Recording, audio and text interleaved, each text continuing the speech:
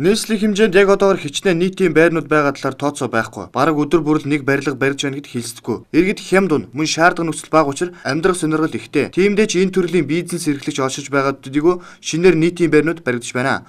Мөн нийтийн байр бариулахдаа зөвшөөрөл авдаггүй гэдгийг албаны хүмүүс хэлж байгаа юм. Үйл ажиллагаа барилгын стандарт хянаад байдаггүй учраас мөнгө олжил байвал хүний эрүүл ах, амнаас хамаагүй гэж ойлгох амьдрахад бэрх нийтийн байрнууд олшилсан байна. Уг нь шинээр үйлдвэрлэл аж ахуй эрхлэх зорилгоор барилга анх баригдахад мэргэжлийн хяналтын байгууллагч хандаж ажилтнанд оруулах зөвшөөрлийг авах ёстой байдаг юм байна. Нөгөөтэйгүр эдгээр чанаргүй барилгуудыг шалгаж тогтоох байгууллага нь нийслэлийн мэргэжлийн хяналтын ерөнхий газар.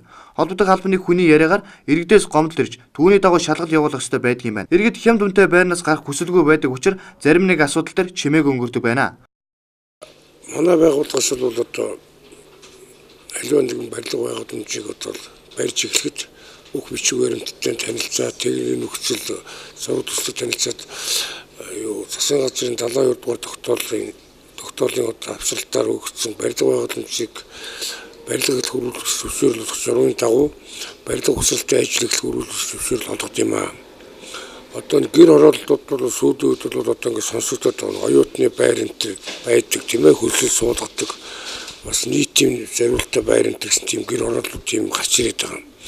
Эдгээр юм байр энэтрээс бол шүү дээ тийм үү. Манайд бол аль биесээр хамтаж одоо ингэж оюутны байр ажиллуулна. Энд бол тийм ээ нийтийн зориулалтаа одоо орон сууцны байр ажиллуулна гэсэн ийм хүсэлт бол ерөөсөө ирж байгаагүй. Яг тэр улсууд бол ерөөсөө дураараа өөрөөр зөвчл өөрийнхөө эзэмс газар дээр аж ахуйн аргаар ямар ч инженерийн тооцоо судалгаагүйгээр тийм ээ нэг юм хоёр давхар олдон өрөөтэй барилга бариад одоо оюутнуудад бол хөлсөөр суулгаж одоо ингэж юм бизнес ажил хийгээд байгаа байхгүй юу. Олон жилийн өнөөдөр нийтийн байрны чанар стандарт эрүүл ахуйтай танилцаад явж байна л да. Тэр бид бүхний орсон одоо нийтийн байрнуудын хэвчлэн одоо барилгын стандарт мөн эрүүл ахуйг шаардсан зэрэг хангаад явахгүй наа. Яг одоо бидний байрлаж байгаа газрууд нийтийн орон сууц, нийтийн байр. Иргэд нийтийн байранд орох сонирхолнууд өмнөх юмд нөгөө талаараа элдв шаардлага тавиад идэх байгууллагаас орох сонирхолтой байдаг.